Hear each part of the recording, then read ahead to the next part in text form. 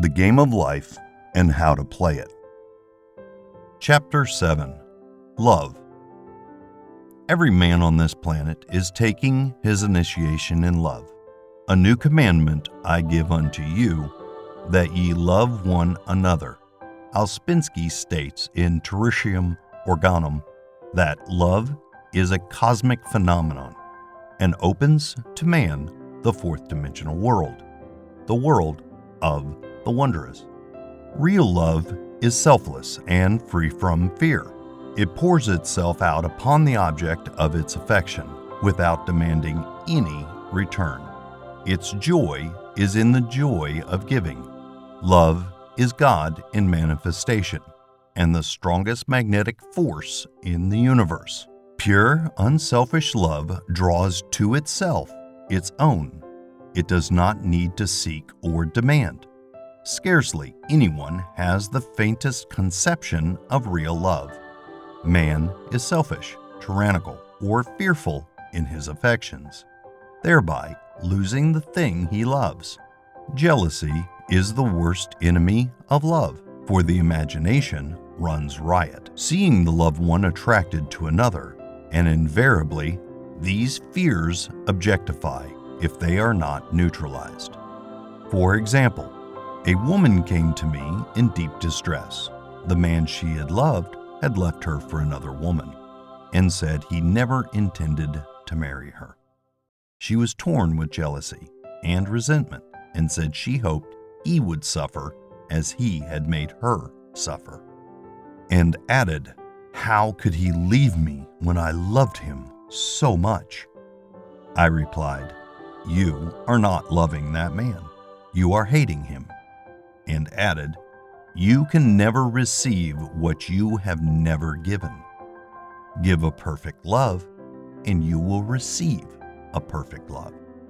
Perfect yourself on this man. Give him a perfect, unselfish love, demanding nothing in return.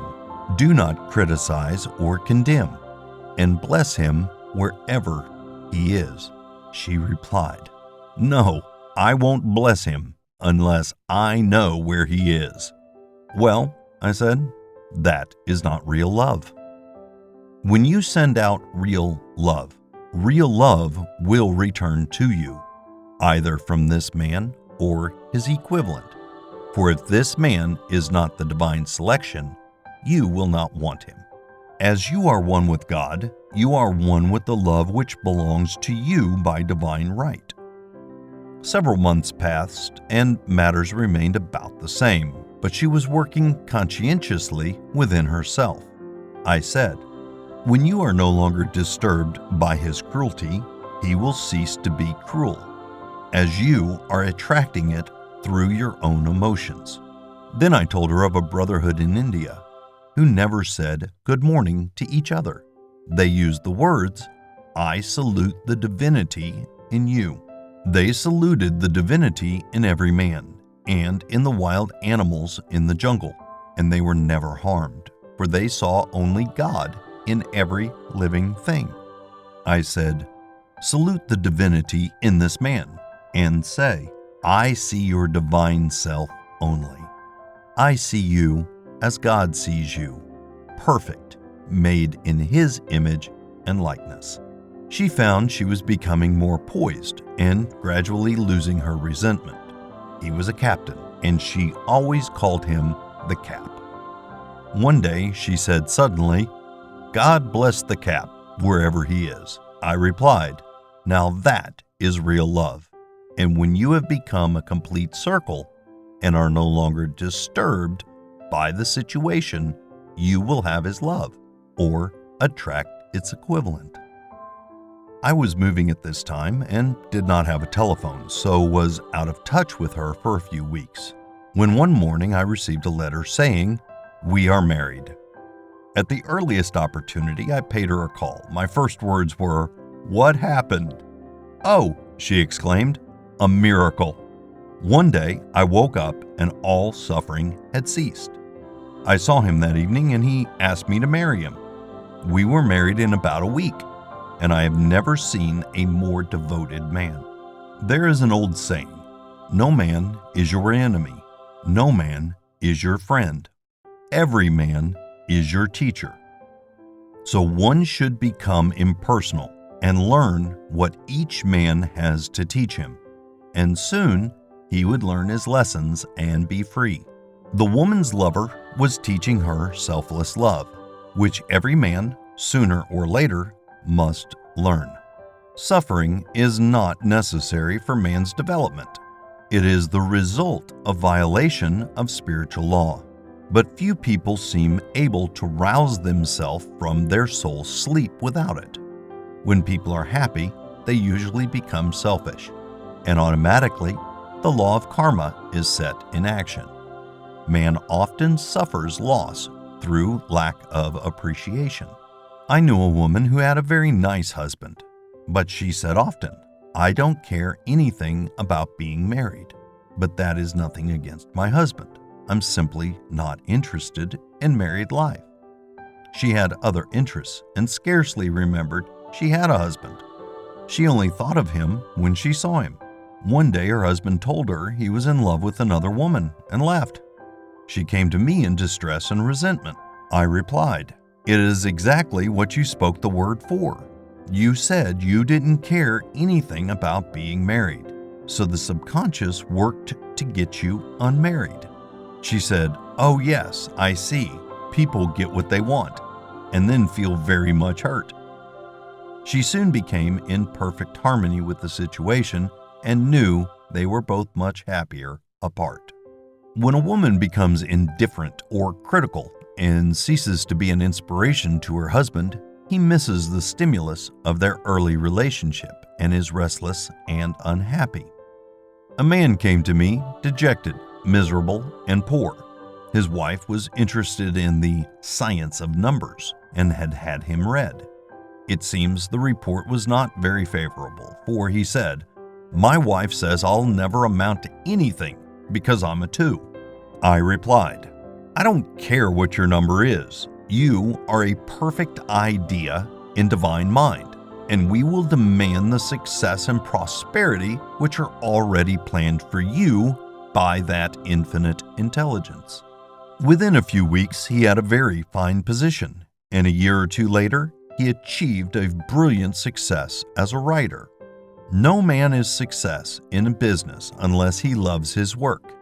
The picture the artist paints for love of his art is his greatest work. The pot boiler is always something to live down. No man can attract money if he despises it. Many people are kept in poverty by saying, "Money means nothing to me. I have contempt for people who have it." This is the reason so many artists are poor. Their contempt for money separates them from it. I remember hearing one artist say of another, "He's no good as an artist. He has money in the bank." This attitude of mind, of course, separates man from his supply. He must be in harmony with the thing in order to attract it. Money is God in manifestation, as freedom from want and limitation, but it must be always kept in circulation and put to the right uses. Hoarding and saving react with grim vengeance. This does not mean that man should not have houses and lots, stocks and bonds, for the barns of the righteous man shall be full. It means man should not hoard even the principal, if an occasion arises when money is necessary. In letting it go out fearlessly and cheerfully, he opens the way for more to come in, for God is man's unfailing and inexhaustible supply. This is the spiritual attitude towards money, and the great bank of the universal never fails.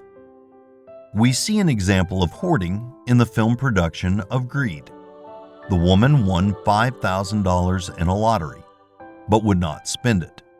She hoarded and saved, let her husband suffer and starve, and eventually she scrubbed floors for a living. She loved the money itself and put it above everything. And one night she was murdered and the money taken from her. This is an example of where love of money is the root of all evil. Money in itself is good and beneficial, but used for destructive purposes, hoarded and saved, or considered more important than love, brings disease and disaster, and the loss of money itself. Follow the path of love, and all things are added. For God is love, and God is supply. Follow the path of selfishness and greed, and the supply vanishes, or man is separated from it. For example, I knew the case of a very rich woman who hoarded her income. She rarely gave anything away, but bought and bought things for herself. She was very fond of necklaces, and a friend once asked her how many she possessed. She replied, 67. She bought them and put them away, carefully wrapped in tissue paper. Had she used the necklace, it would have been quite legitimate, but she was violating the law of use. Her closets were filled with clothes she never wore, and jewels which never saw the light. The woman's arms were gradually becoming paralyzed from holding on to things, and eventually she was considered incapable of looking after her affairs, and her wealth was handed over to others to manage.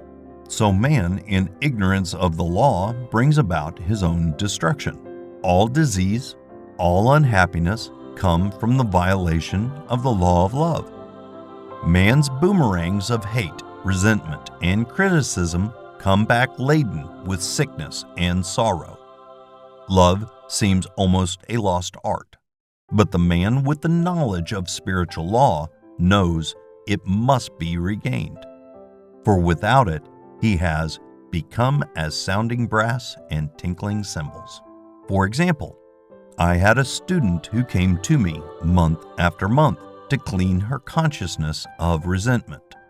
After a while, she arrived at the point where she resented only one woman, but that one woman kept her busy. Little by little, she became poised and harmonious, and one day, all resentment was wiped out. She came in radiant and exclaimed, "You can't understand how I feel." The woman said something to me, and instead of being furious, I was loving and kind, and she apologized and was perfectly lovely to me. No one can understand the marvelous lightness I feel within. Love and goodwill are invaluable in business. For example, a woman came to me complaining of her employer. She said she was cold and critical and knew she did not want her in the position. Well, I replied, salute the divinity in the woman and send her love. She said, I can't. She is a marble woman. I answered, you remember the story of the sculptor who asked for a certain piece of marble? He was asked why he wanted it, and he replied, because there is an angel in the marble, and out of it he produced a wonderful work of art. She said, very well, I'll try it. A week later, she came back and said, I did what you told me to, and now the woman is very kind and took me out in her car. People are sometimes filled with remorse for having done someone an unkindness, perhaps years ago. If the wrong cannot be righted, its effect can be neutralized by doing someone a kindness in the present. This one thing I do, forgetting those things which are behind, and reaching forth unto things where are before. Sorrow, regret, and remorse tear down the cells of the body and poison the atmosphere of the individual. A woman said to me in deep sorrow, treat me to be happy and joyous, for my sorrow makes me so irritable with members of my family that I keep making more karma. I was asked to treat a woman who was mourning for her daughter. I denied all belief in loss and separation and affirmed that God was the woman's joy, love, and peace. The woman gained her poise at once, but sent word by her son not to treat any longer, because she was so happy it wasn't respectable. So mortal mind loves to hang on to its griefs, and regrets. I knew a woman who went about bragging of her troubles, so of course she always had something to brag about. The old idea was if a woman did not worry about her children, she was not a good mother. Now we know that the mother fear is responsible for many of the diseases and accidents which come into the lives of their children. For fear pictures vividly the disease or situation feared, and these pictures objectify, if not neutralized. Happy is the mother who can say sincerely that she puts her child in God's hands and knows therefore that he is divinely protected. For example, a woman awoke suddenly in the night feeling her brother was in great danger. Instead of giving in to her fears, she commenced making statements of truth, saying, "Man is a perfect idea in divine mind and is always in his right place. Therefore, my brother is in his right place and is divinely protected." The next day, she found that her brother had been in close proximity to an explosion in a mine, but had miraculously escaped. So man is his brother's keeper in thought, and every man should know that the thing he loves dwells in the secret place of the Most High and abides under the shadow of the Almighty. There shall no evil befall thee, neither shall any plague come nigh thy dwelling. Perfect love casteth out fear. He that feareth is not made perfect in love, and love is the fulfilling of the law.